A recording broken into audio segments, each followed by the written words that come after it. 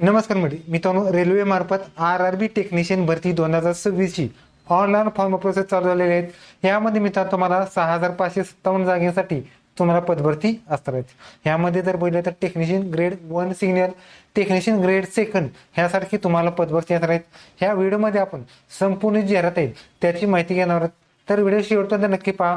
व्हिडिओला लाईक करा. चॅनलवरती पाहिला चॅनलला सबस्क्राईब करून बेल नक्की दाबा. असं सुरू करूया.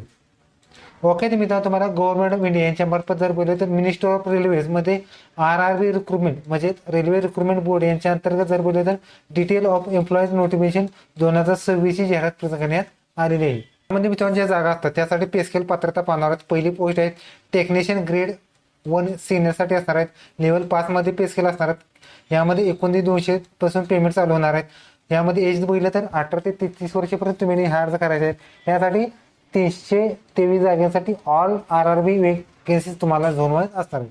पुढचे येतो टेक्निशियन ग्रेड 3 लेवल 2 मध्ये 19,900 पासून पे स्केल चालू होणार आहेत. 18 ते 30 वर्षापर्यंत तुम्ही हायर करायचे आहेत. 6,234 जागा यासाठी तुम्हाला असणार. असे एकूण जर बघितलं तर तुम्हाला 6,557 जागांसाठी तुम्हाला पदभरती असणार आहेत. यामध्ये जर बघितलं तर RRBच्या झोन वाईज रेल्वेचे जी झोन असतात त्या वाईज तुम्हाला जागा असतात. त्यामध्ये ॲनेक्सर B तुम्हाला देण्यात आले आहेत. तो तुम्ही या ठिकाणी पाहायचा आहे. हा फॉर्म पाहू. तर मी तो या ठिकाणी फॉर्म जर बोलला तर 23/5 पासून ते लास्ट डेट असणार आहे मित्रांनो तुम्हाला ऑनलाईन ऍप्लिकेशनची 23/6 ओपनिंग असणार आहे मित्रांनो तुम्हाला 30/6/2026 असणार आहेत. लास्ट डेट 29/7/2026 पर्यंत तुम्हाला असणार आहेत. डेट ऑफ मॉडिफाय जर बोलले तर 1/8 ते 10/8 पर्यंत डेट ऑफ मॉडिफाय तुम्हाला असणार आहे. यामध्ये मित्रांनो जर पात्रता बघितली तर ऑल इंडिया कॅन्डिडेट तुम्ही हार्स भरू शकतात. एज पहिली पोस्टसाठी सांगितल्याप्रमाणे 18 ते 33 वर्ष, सेकंड फेजसाठी जर बोललं तर 30 वर्षापर्यंत तुम्ही अर्ज करायचा आहे.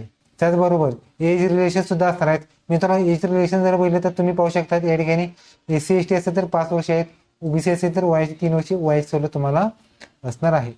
यामध्ये मित्रांनो दोन्हीसाठी सुद्धा 5 आणि 3च्या फॉर्मॅटमध्ये वयाची सवलत तुम्हाला असणार आहे. यामध्ये तुम्ही डेट वाईज सुद्धा पाहू शकतात. म्हणजे जी पहिली पोस्ट आहे त्यासाठी 2/7/93 पासून ते 1/8/2008 पर्यंत विद्यार्थी हा फॉर्म भरू शकतात.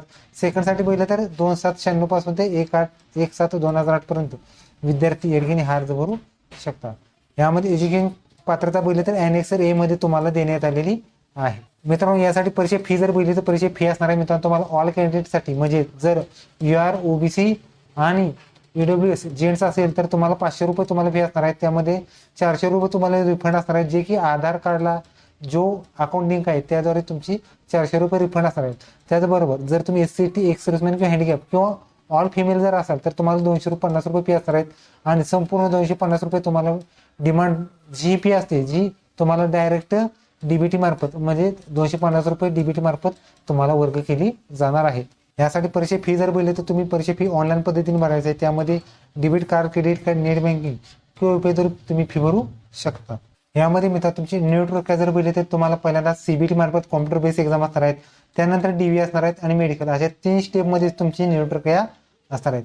यामध्ये जर बघितलं तर तुम्हाला पहिल्यांदा सांगितल्याप्रमाणे पहिल्यांदा CBT असणार आहे. CBT मध्ये जर बघितलं तर टोटल 90 मिनिटे वेळ असणार आहेत आणि 100 प्रश्न असणार आहेत. त्यासाठी 1/3 निगेटिव्ह मार्किंग चुकीचे उत्तर असणार आहे. त्यामध्ये जर नॉर्मलायझेशन जर बघितलं तर CBT मार्फत मल्टिपल शिफ्ट नुसार तुम्हाला जे की नॉर्मलायझेशनची प्रोसेस असणार आहे. आता याचा मित्रांनो पासिंगचा क्रायटेरिया जर बघितला तर UR साठी 40 आहेत, EWS 40, OBC असेल तर 30, SC 30 आणि ST साठी 25चा पासिंगचा क्रायटेरिया तुम्हाला असणार आहे. आता यासाठी मित्रांनो जो सिलेबस आहे तो सिलेबस जर बघितला तर तुम्हाला या ठिकाणी तुम्ही पाहू शकता सिलेबस जनरल अवेअरनेससाठी 10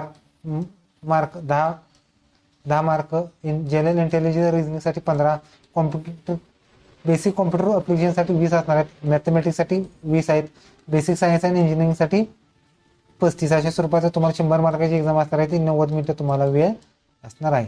आता त्यानंतर मित्रांनो जे स्टेज 1 म्हणजे CBT 1 मध्ये क्वालिफाय झाल्यानंतर तुम्हाला DV असणार आहेत, जे की शॉर्ट लिस्टिंग थ्रू तुमची निवड प्रक्रिया झोन वाईज असणार आहे. तर मी तो हा फॉर्म भरायचा आहे. तर मी हा फॉर्म RRBच्या ऑफिशियल वेबसाईटद्वारे हा फॉर्म भरायचा आहे. त्यासाठी पहिल्यांदा प्रोफाइल क्रिएट करायचे आहेत. त्यानंतर मित्रांनो तुम्हाला हा फॉर्म व्हेरीफाय करून भरायचा आहे. त्यामध्ये जर बघितलं तर तुम्हाला एक आयडेंटिटी व्हेरीफाईड करायची जे की आधार वगैरे असेल त्याद्वारे तुमचं व्हेरीफाय करायचे आहे. यामध्ये लाईव्ह फोटो आहे, तो लाईव्ह फोटो सुद्धा तुम्हाला अपलोड करायचा आहे.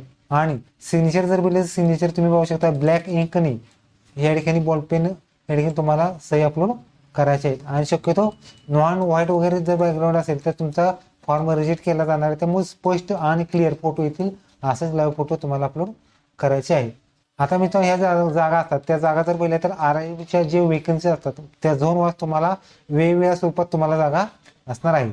मित्रांनो ॲडकेन जर पाहिलं तर आता कोणत्या पदासाठी किती पात्रता असणार आहे ते पाहणार आहोत. पहिली पोस्ट आहे टेक्निशियन ग्रेड फर्स्ट सिनियरसाठी जर पाहिलं तर ज्या काही 300+ जागा असतात त्यासाठी जर पाहिलं तर पहिल्यांदा एक तर एज्युकेशन लागणार आहे. त्यामध्ये सायन्समधून डिग्री लागणार आहे. त्यामध्ये फिजिक्स असेल, इलेक्ट्रॉनिक्स, कम्प्युटर सायन्समधून डिग्री लागणार किंवा BSc असेल तर तुमची कंबाईंड एनी सबस्ट्रीममधून सुद्धा तुमची डिग्री चालू शकते. नसेल तर तुम्हाला 3 वर्षाचा जो डिप्लोमा वगैरे कोर्स असतो तुमचा चालू शकतो. आता या ठिकाणी मित्रांनो जी दुसरी पोस्ट आहे त्यामध्ये जर पाहिलं तर टेक्निशियन ग्रेड 3 यासाठी जर पाहिलं तर तुम्हाला 10वी पास बरोबर संबंधित ट्रेडमध्ये ITI तुमचं असणं आवश्यक राहणार. ITI मध्ये जर पाहिलं तर तुम्हाला फिटर असेल, इलेक्ट्रिशियन, टर्नर, वायरमन वगैरे किंवा मॅन्युफॅक्चरिंग विभागातील जेवढे ITI असतात त्यानुसार तुमची जे काही ITI असणं आवश्यक राहणार आहे. यामध्ये तुम्ही पाहू शकतात ग्रेड स्मिथसाठी कोणता ITI लागणार आहेत, त्याचबरोबर मशीनसाठी आहेत, वॅगनसाठी, इलेक्ट्रिकलसाठी वेगवेगळे जे डिपार्टमेंट असतात त्या डिपार्टमेंटनुसार तुम्हाला ITI असणं आवश्यक राहणार आहे. आता मी ज्या जागा असतात त्या जागा जर बोलले ॲनेक्सर B मध्ये जागा असणार आहे. त्यामध्ये RRBचे झोन वाईज तुम्हाला जागा असणार आहे. त्यामध्ये जर महाराष्ट्रातून म्हणजे मुंबईसाठी जागा बघितल्या तर मुंबईसाठी एकूण जागा बघितल्या तर 1096 जागांसाठी तुम्हाला पदभरती असणार आहे. त्यामध्ये जर बघितलं तर तुम्हाला ॲडकेन नेम ऑफ पोस्ट पाहू शकतात. वेगवेगळे जवळपास 25 डिपार्टमेंट तुम्हाला असणार आहे. त्यामध्ये ट्रेड वाईज तुम्हाला जागा असणार आहे. त्यामध्ये पहिली जी पोस्ट आहेत टेक्निशियन ग्रेड 6 यासाठी जर बघितलं तर फक्त 59 जागा असणार आहेत. आणि टेक्निशियन ग्रेड 3 साठी बघितलं तर 1037 अशा 1096 जागांसाठी तुम्हाला पदभरती असणार आहे. त्यामध्ये दोन्हीसाठी पाहू शकता UR साठी जागा असणार आहेत. पहिल्या पोस्टसाठी 8 आहेत, दुसऱ्या पोस्टसाठी 160 आहेत.